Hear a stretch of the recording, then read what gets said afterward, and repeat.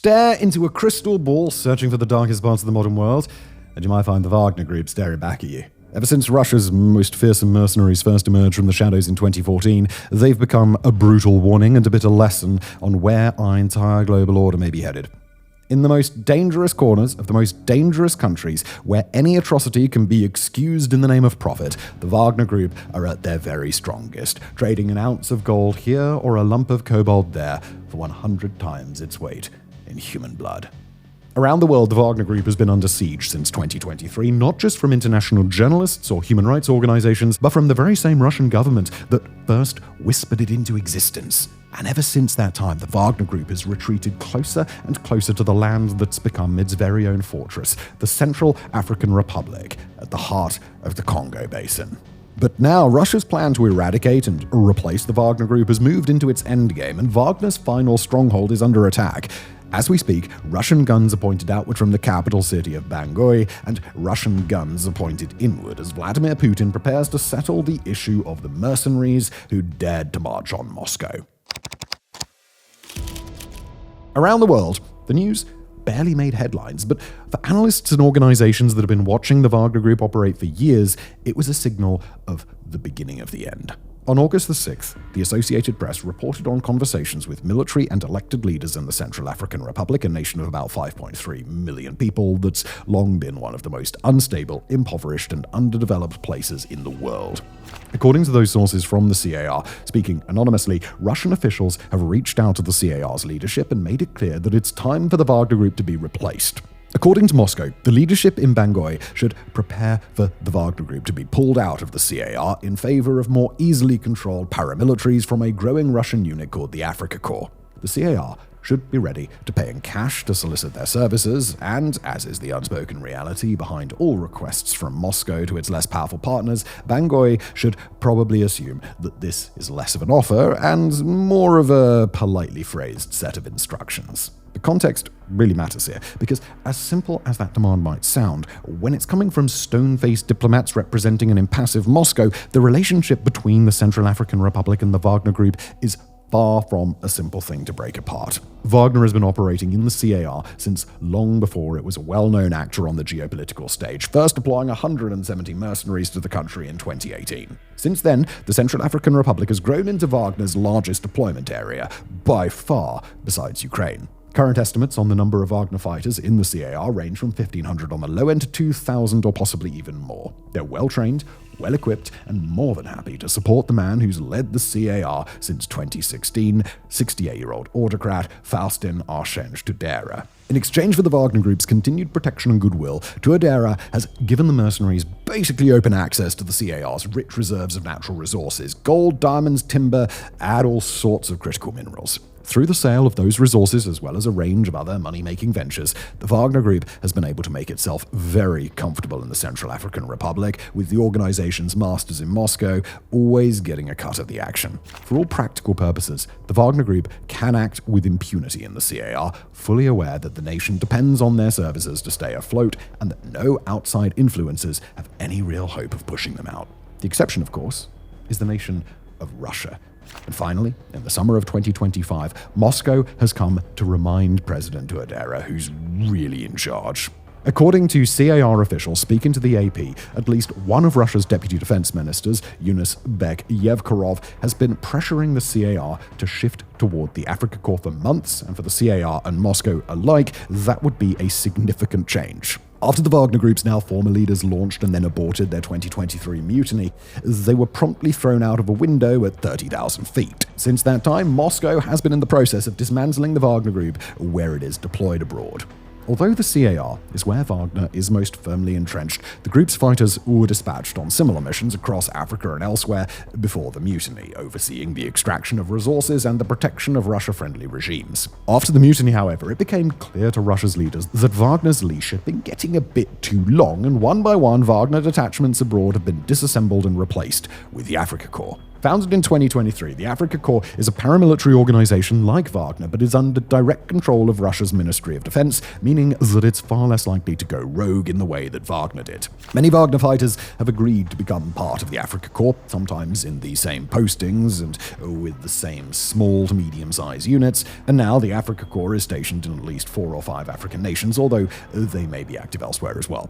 In the world that exists after Yevgeny Prigozhin and Dmitry Utkin, it's the Afrika Korps, not Wagner, that represents Russia's preferred way of doing business.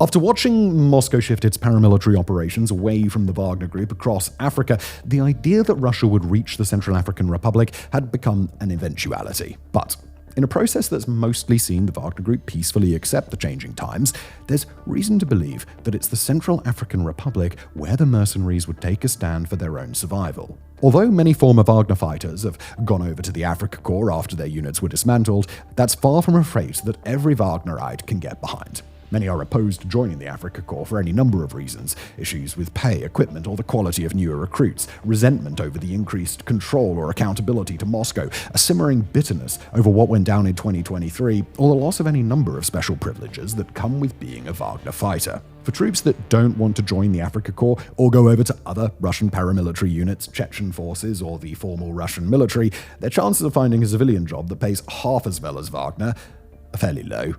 And as other Wagner deployments have been shut down, the fighters in the CAR seem to only have become more intent on preserving their status, partly because they seem to have become a destination for Wagner mercenaries from other places who aren't yet ready to give up the fight. And in fairness to these Wagner operatives, their perception of a Central African branch that could operate more freely and autonomously had a real basis in prior Russian policy. Wagner in the CAR wasn't subject to many of the same early reforms as the rest of the Wagner Group after the 2023 mutiny. They weren't forced into new contracts with the Russian Ministry of Defense, like were everybody else. As such, they kept a lot of their financial and operational autonomy, even their independence, when other Wagner detachments lost it. They've been allowed to send their regular payments to Moscow in the form of raw minerals and harvested materials, rather than cash, and until early 2025, that arrangement seemed to buy them Moscow's continued tolerance.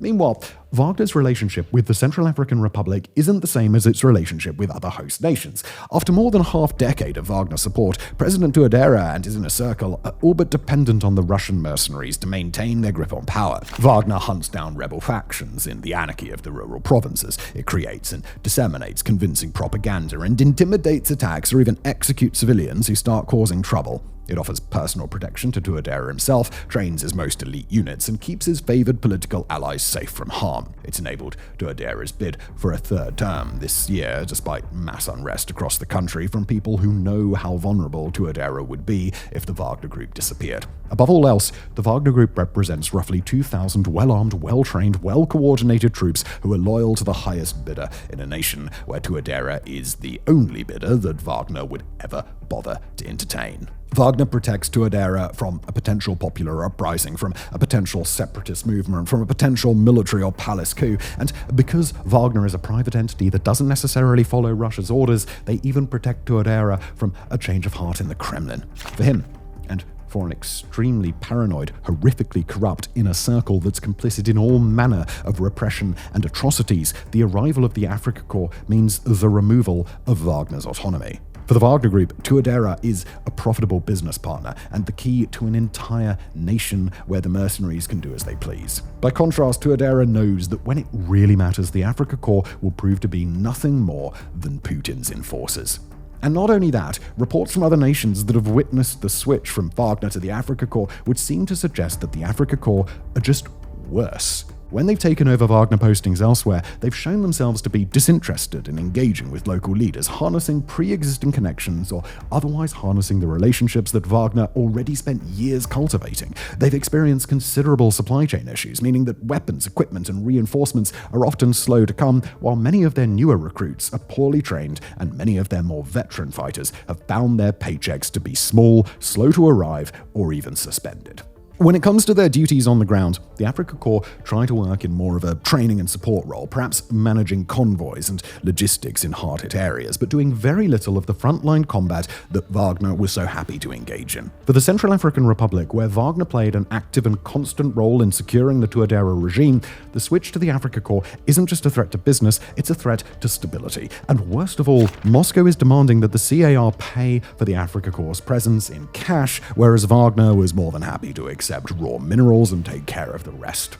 The Central African Republic doesn't have cash, it has mines, and if it can't pay with what comes out of those mines, then it might not be able to pay at all. And after nearly a decade of Wagner deployment, many of the group's fighters are now deeply entrenched within the CAR, and they haven't been home to Russia in years. Some don't even have homes to return to.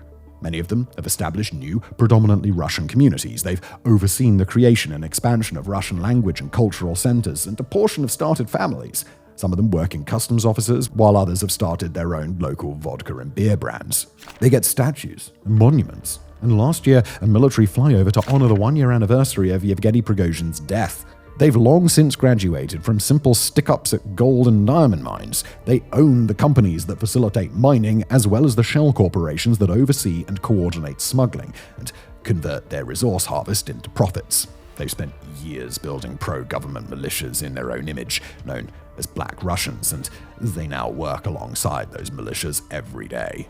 And they're hard at work on a base that's supposed to be for Russia's future use, intended to host 10,000 Russian troops by 2030. The Wagner Group is deeply entrenched in the CAR, and it shouldn't be a surprise that after so many years as Wagner's largest Africa deployment, they've gotten comfortable. It's because of this unique relationship between Wagner, the Touadéra administration, and the lands and people of the Central African Republic that the Russian government has run into so much trouble trying to squeeze them out. These efforts from Moscow have been ongoing since the early months of 2025, at the very latest, and the fact that this has turned into a debate between the Kremlin and Touadéra at all shows that this process is going very differently in the CAR than it's gone in other African nations. When the Afrika Korps replaced Wagner in Mali, for instance, it was not an easy process, but Russia said it would be done, and it was done. Touadéra, however, is fighting on the Wagner Group's behalf. His administration is drawing out the process, demanding specific proposals, making it clear to Russia that they just can't pay cash in the way that the Kremlin wants, and by all outward indicators, they're trying to figure out a way for Wagner to stay. In the world of private mercenary groups and violent resource extraction, everything has a price, and certainly both Touadéra and the Wagner Group understand that for the right price, Wagner would be made to disappear. But Russia hasn't met that price, at least not yet, and for the Touadéra government, it's of the utmost importance that Wagner doesn't leave until that changes. Unlike Mali, a nation that started to re-engage with the United States as its Russian collaboration has become strained, the CAR doesn't really have the option to call for American, French, or other Western military support. Its relationship with those nations is well past the point of no return. At the same time, the Touadéra government knows that they can't sustain a cash-focused relationship with an outside paramilitary force, and it knows that without some kind of outside support, the nation will descend into anarchy. But right now, Russia isn't just refusing to budge on its preferred means of payment.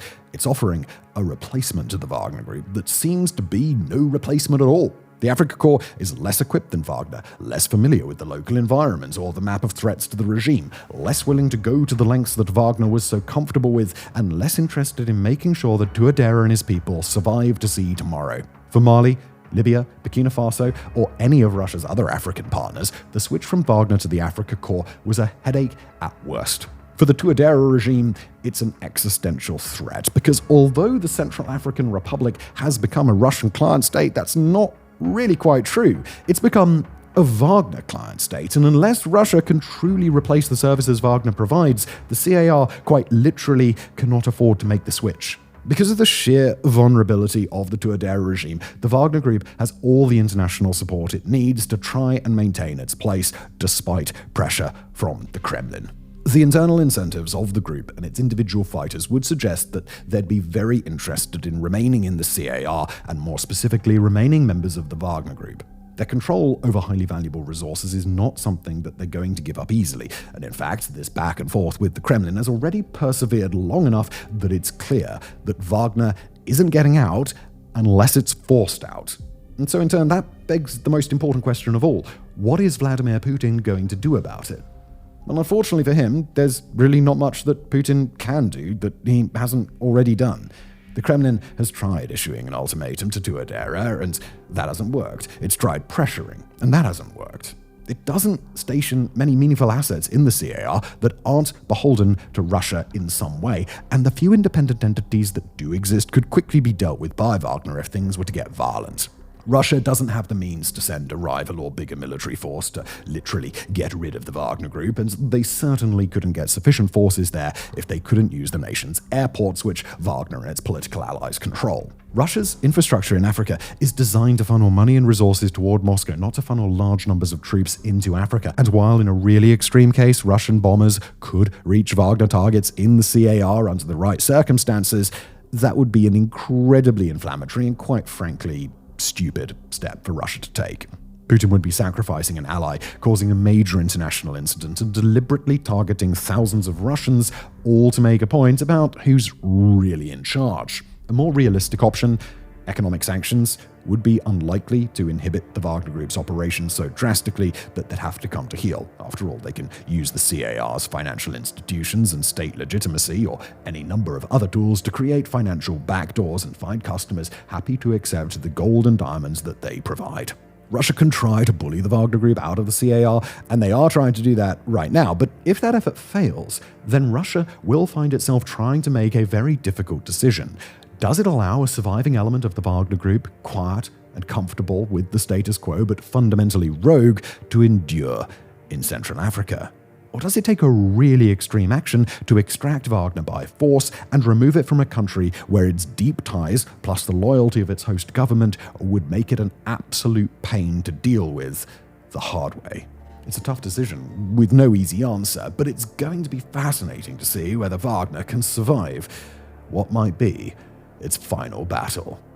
Thank you for watching.